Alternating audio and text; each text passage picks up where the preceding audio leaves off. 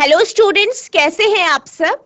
आशा करती हूँ आप अच्छे होंगे और अच्छे से अपनी पढ़ाई कर रहे होंगे।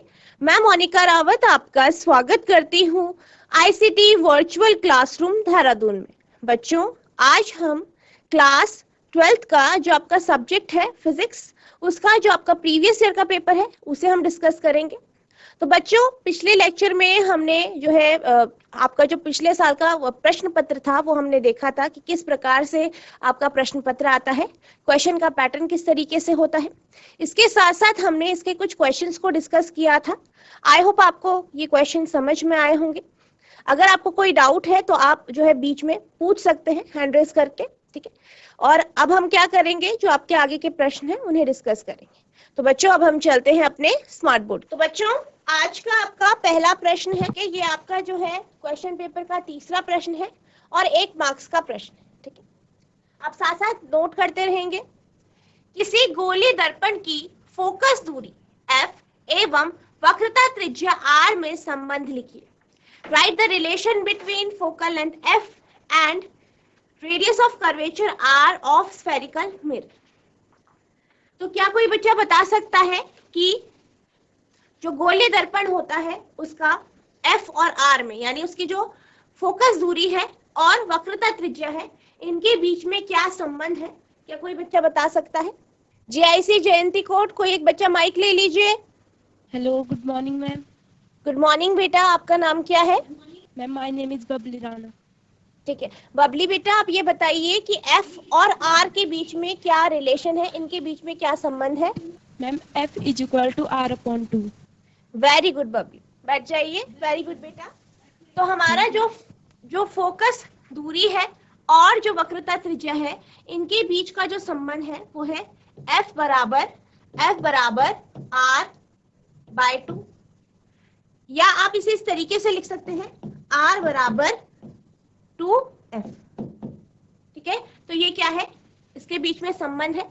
1 मार्क्स का प्रश्न है तो आप सिंपल इस तरीके से लिख सकते हैं, ठीक है। तो आपका जो आंसर होगा कुछ इस तरीके से लिखेंगे आप।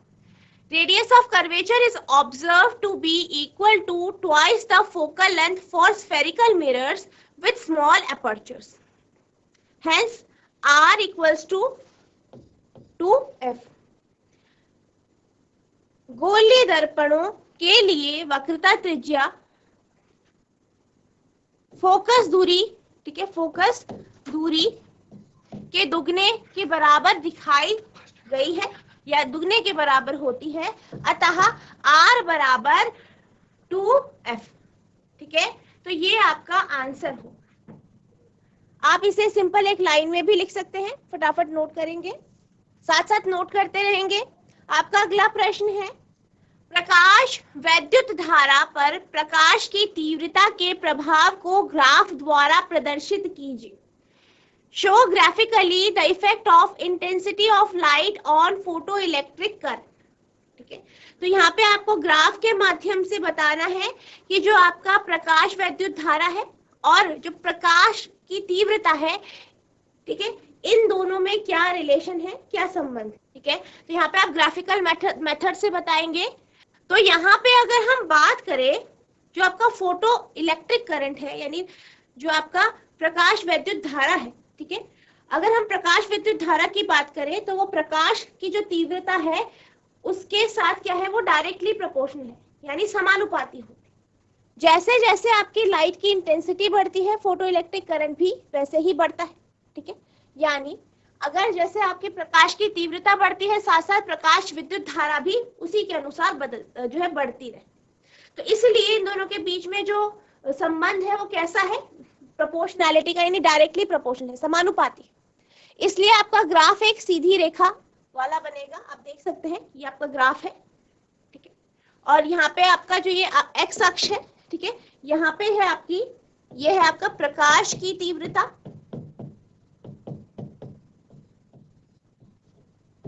ठीक है, एक्स अक्ष में दर्शाई गई है जिसे हम आई से डिनोट करते हैं, और वाई अक्ष में क्या दिखाया गया है, आपका प्रकाश वैद्युत धारा।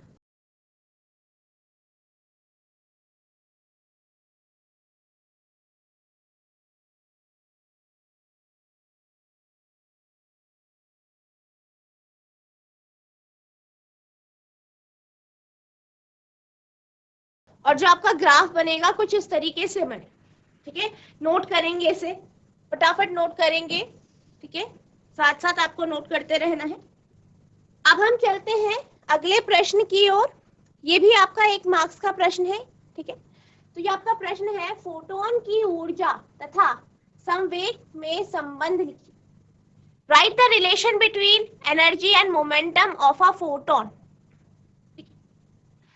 अब यहाँ पे जो आपका रिलेशन आएगा, यहाँ पे हम देख सकते हैं E बराबर PCI। अगर आपसे अगर मैं पूछूं कि E यानी ऊर्जा और आवृत्ति में क्या संबंध है, इसका फॉर्मूला क्या है, क्या कोई बता सकता है?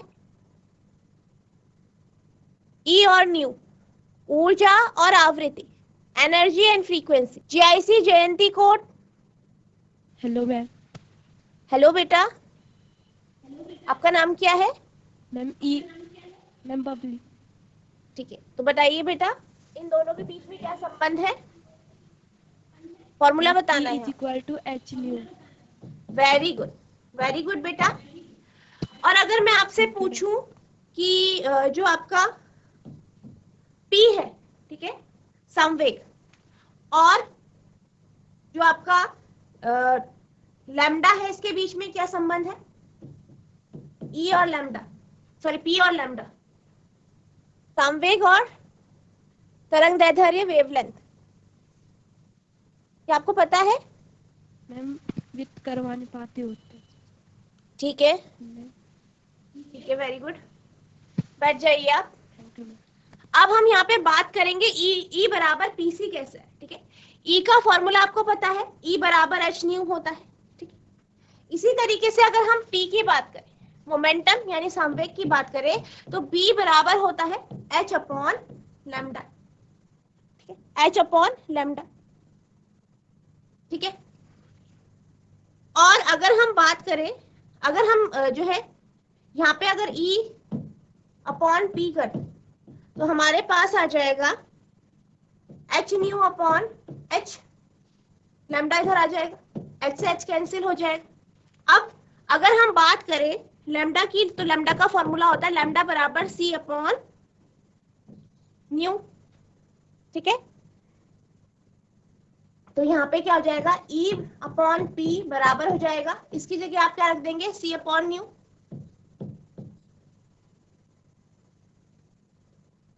और न्यू भी रहेगा आपके पास। तो यहाँ पे हो जाएगा E अपॉन P बराबर C, या आप कह सकते हैं E इक्वल्स टू PC। तो इस तरीके से आपका ये रिलेशन है, ठीक है। आपको ये पता होना चाहिए किस तरीके से आया है, ठीक है। E बराबर क्या होता है आपका, h न्यू होता है, ठीक है बेटा। E बराबर क्या होता है आपका, h न्यू होता है, और P बराबर होता है आपका h अपॉन लैम्डा। इस तरीके से आप लिख लेंगे इसे, तो ये हो जाएगा h new upon h lambda, दोनों को डिवाइड करेंगे तो E अपॉन P होगा न्यू लैम्डा, ठीक है। और न्यू लैम्डा क्या होता है आपका, न्यू लैम्डा आपका C होता है, तो आपका हो जाएगा E upon P equals to, nu lambda की जगह C रखेंगे, ठीक है, और या आप न्यू को ऐसे ही रख देंगे, तो आपका जो आ जाएगा यहाँ पे लैम्डा वो C अपॉन न्यू आएगा, और ये आपका इक्वल E अपॉन P बराबर C होगा, और इससे आपका ये जो है रिलेशन आ जाएगा, ठीक है।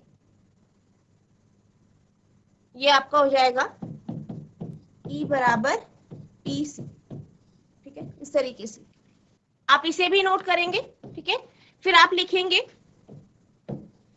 The relation between E and P of a photon is equals to PC, या एक फोटोन की ऊर्जा E और संवेग P के बीच संबंध है E बराबर PC, ठीक है। आप इसे डायरेक्ट भी लिख सकते हैं, मैंने आपको यहाँ पे थोड़ा डिराइव करके बता दिया। अब हम चलते हैं अगले प्रश्न की ओर। तो आपका अगला प्रश्न है, किसी तत्व की परमाणु संख्या Z तथा द्रव्यमान संख्या A है, इसके नाभिक में न्यूट्रॉनों की संख्या कितनी हो?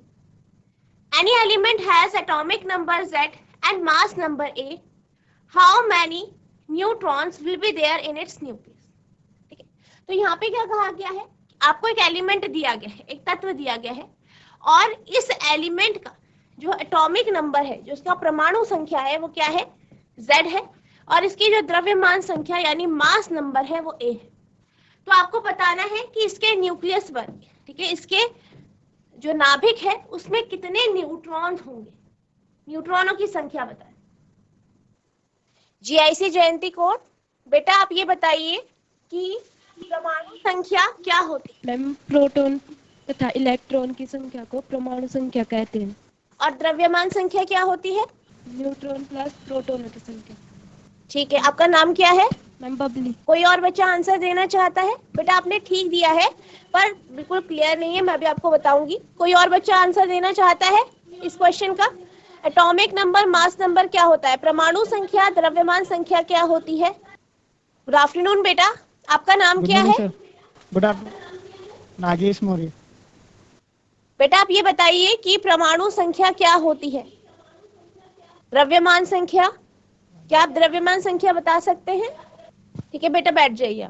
अगर हम परमाणु संख्या की बात करें, ठीक है, तो परमाणु संख्या क्या होती है कि जो आपके पास जो भी तत्व है, जो भी एलिमेंट है, उसमें जो प्रोटॉनों की संख्या, प्रोटॉन या इलेक्ट्रॉन आप बोल सकते हो। बबली ने आंसर ठीक दिया था पर उन्होंने आर और बोल दिया था, ठीक है, प्रोटॉन या इलेक्ट्रॉन। ठीक है, यहाँ पे हम नॉर्मली जो हमारी जो डेफिनेशन होती है, पर्टिकुलरली हम उसमें प्रोटॉन की बात करते हैं, यानी कोई भी आपके पास तत्व है उसमें कितने प्रोटॉन है, प्रोटॉनों की जो संख्या होती है वही आपका एटॉमिक नंबर होता है। अब अगर हम बात करें द्रव्यमान संख्या की, तो द्रव्यमान संख्या क्या होता है? द्रव्यमान संख्या जो है वो प्रोटॉन और न्यूट्रॉन, ठीक है, दोनों की जो संख्या है उनको मिला के जो आपको मिलता है वही आपकी द्रव्यमान संख्या हो। यानी जो आपका Z होता है, एटॉमिक नंबर, ध्यान दीजिएगा, ठीक है, Z जो होता है वो क्या है? प्रोटॉनों की संख्या। किसकी संख्या? प्रोटॉनों की संख्या, ठीक है। और अगर हम द्रव्यमान संख्या की बात करें तो वो होता है आपका प्रोटॉन प्लस न्यूट्रॉन, ठीक है। ये है आपका, क्या है ये आपका? परमाणु संख्या, एटॉमिक नंबर। आपको याद होना चाहिए, बहुत बेसिक क्वेश्चन है, ठीक है, क्लास 10th में भी आपने पढ़ा होगा केमिस्ट्री में। द्रव्यमान संख्या, ठीक है, तो परमाणु संख्या P यानी प्रोटॉन का नंबर, प्रोटॉनों की संख्या, और परमाणु संख्या प्रोटॉनों की संख्या, द्रव्यमान संख्या जो है वो प्रोटॉन और न्यूट्रॉनों की संख्या, ठीक है, दोनों को मिला, ठीक है। अब यहाँ पे क्या कहा गया है कि न्यूक्लियस में कितने न्यूट्रॉन है, ठीक है, यानी नाभिक में कितने न्यूट्रॉन है, न्यूट्रॉनों की संख्या बता, ठीक है। तो न्यूट्रॉनों की संख्या बतानी है तो आपको कैसे आएगा? A माइनस Z कर देंगे, ठीक है। तो यहाँ पे आपका जो आंसर आएगा वो होगा A minus Z, A minus Z। A minus Z क्यों होगा? A क्या है आपका? प्रोटॉन प्लस न्यूट्रॉन, माइनस कर देंगे Z क्या है? प्रोटॉनों की संख्या, तो यहाँ आपके पास N आ जाएगा, ठीक है। तो आपको ध्यान रखना है परमाणु संख्या क्या होती है? प्रोटॉनों की संख्या, ठीक है, और द्रव्यमान संख्या क्या होती है? प्रोटॉन और न्यूट्रॉन की संख्या। इसको आप नोट कर लीजिए, ठीक है, इसको आप नोट कर लीजिए।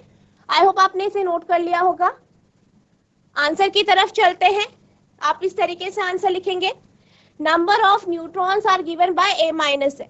न्यूट्रॉनों की संख्या इस प्रकार दी जाती है A माइनस Z, और किस तरीके से A माइनस Z आया है वो भी मैंने आपको बता दिया। आपको ये क्वेश्चन समझ में आया है तो हाथ खड़ा कीजिए। ये क्वेश्चन समझ में आ गया है तो हाथ खड़ा कीजिए, ठीक है बेटा। आपको जो है ये सारे जो भी आपके परमाणु संख्या, द्रव्यमान संख्या है, ये सब आपको याद होनी चाहिए क्या होते हैं, ठीक है। इस तरीके का क्वेश्चन आपका बन सकता है। अब हम चलते हैं अगले प्रश्न की ओर। तो आपका अगला प्रश्न है, 12 पिकोफैरेड का एक संधारित्र 50 वोल्ट बैटरी से जुड़ा है। संधारित्र में कितने स्थिर वैद्युत ऊर्जा संचित होगी? A 12 picofarad capacitor is connected to 50 volt battery. How much electrostatic energy is stored in the capacitor?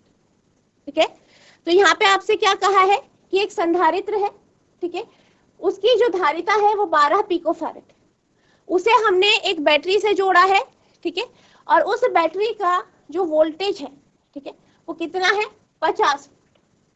आपको यहाँ पे क्या निकालनी है, स्थिर विद्युत ऊर्जा, इलेक्ट्रोस्टैटिक एनर्जी, ठीक है। यानी आपके पास C है, V आपको दिया, C कितना दिया है, 12 पिको फैरेड। इसे आप लिख सकते हैं 12 गुना 10⁻⁻12 फैरेड। इसी तरीके से आपको V भी दिया गया है, ठीक है, V दिया गया है, V कितना है, V है आपका 50 वोल्ट। आपको यहाँ पे जो है एनर्जी निकालनी, ऊर्जा निकालनी। तो यहाँ पे आपका जो है आपको एक फॉर्मूला बताना है जो आपका U, C और V का जो रिलेशन, इसका जो संबंध आपको दिखाता है, ठीक है। या किस फॉर्मूले से आप इस क्वेश्चन को सॉल्व कर सकते हैं, क्या कोई बच्चा बता सकता है? U, C और V के बीच में रिलेशन, स्थिर विद्युत ऊर्जा, धारिता और वोल्टेज, ठीक है, इसके बीच में रिलेशन क्या है, इनके बीच में संबंध क्या है, कोई फॉर्मूला बता सकता है? यहाँ पे आपको रिलेशन बताना है U, C, V के बीच में। बहुत इंपॉर्टेंट है ये, जो ये आपका टॉपिक है, ठीक है, बहुत इंपॉर्टेंट है, आपको ये फॉर्मूला पता होना चाहिए। अगर आपको जो है आपको आंसर देना है, ठीक है, अगर गलती होती है तो मैं आपको करेक्ट करूंगी। तो यहाँ पे अगर हम बात करें, ठीक है, रिलेशन की, तो यहाँ पे जो है आपका जो फॉर्मूला यूज होगा वो होगा U बराबर हाफ CV²। इस फॉर्मूले से आप क्या निकाल सकते हैं, इलेक्ट्रोस्टैटिक एनर्जी निकाल सकते हैं, ठीक है। फिर विद्युत ऊर्जा हाफ, C कितना है, 12 इंटू 10⁻⁻12, V का स्क्वायर यानी 50 का स्क्वायर। सॉल्व करेंगे इसे,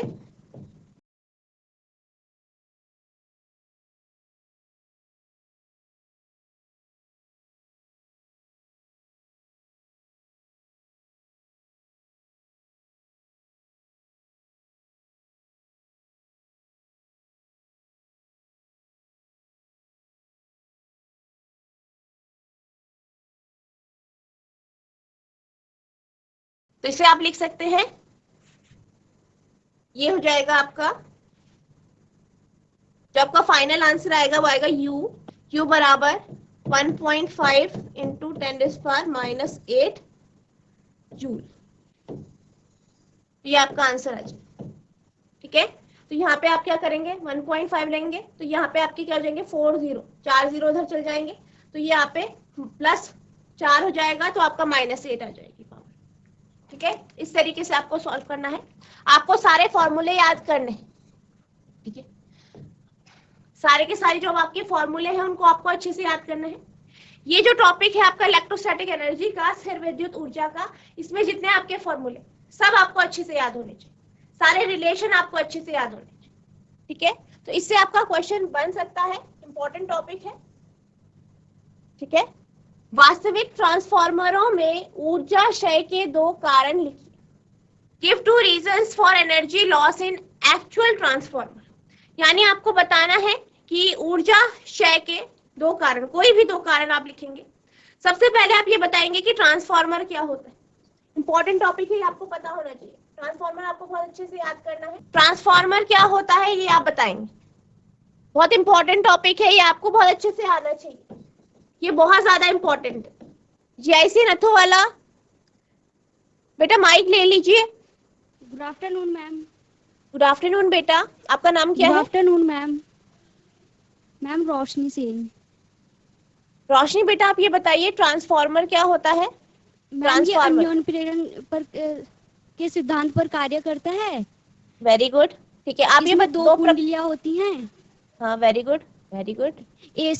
ये एसी और डीसी धाराएं होती हैं। बेटा ये एसी में कार्य करता है, मैम- डीसी में इसका यूज नहीं होता है, ठीक है। हाँ जी, और? Yes ma'am. हाँ जी, और? इसके ऊर्जा क्षय के कारण मैम भंवर धाराओं के कारण।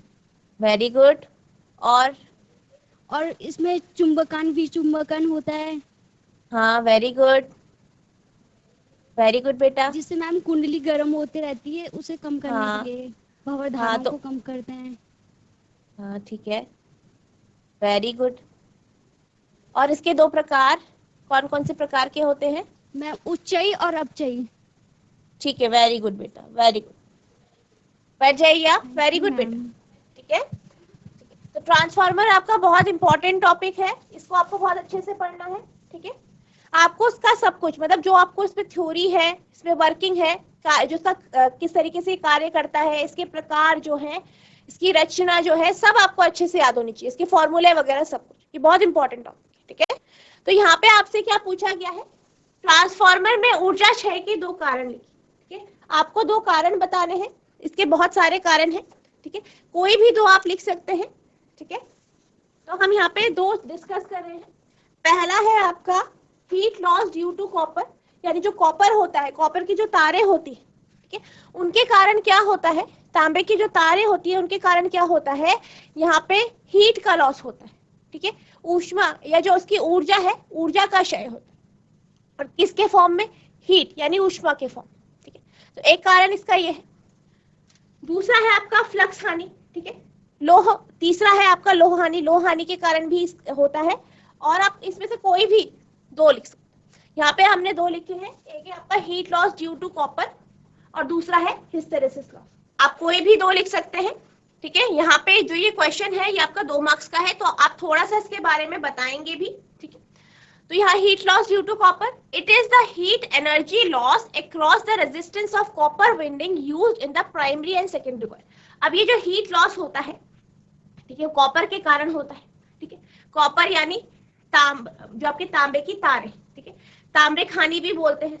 अब यहाँ पे क्या होता है, जो जैसे कि आप जानते हैं कि हम क्या करते हैं, यहाँ ट्रांसफार्मर में जो आपके पास दो प्रकार की कुंडलियां होती है, प्राइमरी कॉइल, सेकेंडरी कॉइल। ठीक है, दो प्रकार की कुंडलियां होती है, प्राथमिक कुंडली और द्वितीयक कुंडली। ठीक है, अब यहाँ पे क्या होता है, जो ये तारें होती हैं ये किसकी बनी होती है, तांबे की। अब यहाँ पे जो है इन कॉपर, जो ये कॉपर की जो वायर्स हैं, तांबे की जो तारें हैं, इनके कारण क्या होता है, हीट का लॉस होता है। ठीक है, हीट का लॉस होता है, यानी ऊर्जा जो है वो हीट के फॉर्म में आपकी लॉस होती है, उसका क्षय होता है। ठीक है, अब इसके लिए क्या किया जाता है कि हम जो है मोटी तारों का उपयोग करते हैं, क्योंकि बारीक तारों से क्या होता है, क्षय ज्यादा होता है। इसी तरीके से आपका हिस्टेरेसिस लॉस है। ठीक है, हिस्टेरेसिस लॉस है। इसी तरीके से जो है आपका यहाँ पे क्या होता है कि जो आपकी तारें हैं वो क्या होती है, वो गर्म हो जाती है। पहले उसे मैग्नेटाइज किया जाता है, ठीक है, फिर से डीमैग्नेटाइज किया जाता है। अब यहाँ पे क्या होता है, ईएमएफ में भी बदलाव होता है। ठीक है, ईएमएफ में भी बदलाव होता है, और इस कारण से क्या होता है, यहाँ पे हिस्टेरेसिस लॉस हो। ठीक है, तो यहाँ पे जो आप आंसर लिखेंगे वो लिखेंगे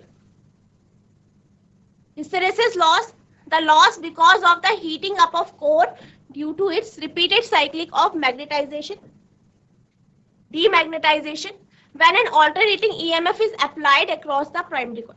अब यह hysteresis loss में क्या होता है, यहाँ पे क्या होता है, बार बार जो है करंट फ्लो होता है, और करंट जब धारा फ्लो करती है तो क्या होता है, दो जो है एक तरफ जो उसकी डायरेक्शन है बार बार चेंज होती है। इस कारण क्या होता है, जो आपका कॉइल है वो चुंबकित होता है, कभी वो क्या हो जाता है, अचुंबकित या डीमैग्नेटाइज हो जाता है। ठीक है, इस कारण भी क्या होता है, आपका हीट लॉस होता है। तो ये आपके यहाँ पे दो कारण है, और जो आप कारण लिख सकते हैं वो है आपका रॉड के कंपन के कारण, यानी जो आपकी कोर है वो वाइब्रेट होती है, उसके कारण भी क्या होता है, आपका ऊर्जा क्षय होती है। इसी तरीके से ठीक है, आपका फ्लक्स हानि, ठीक है, फ्लक्स हानि के कारण भी होता है आपका ऊर्जा क्षय। ठीक है,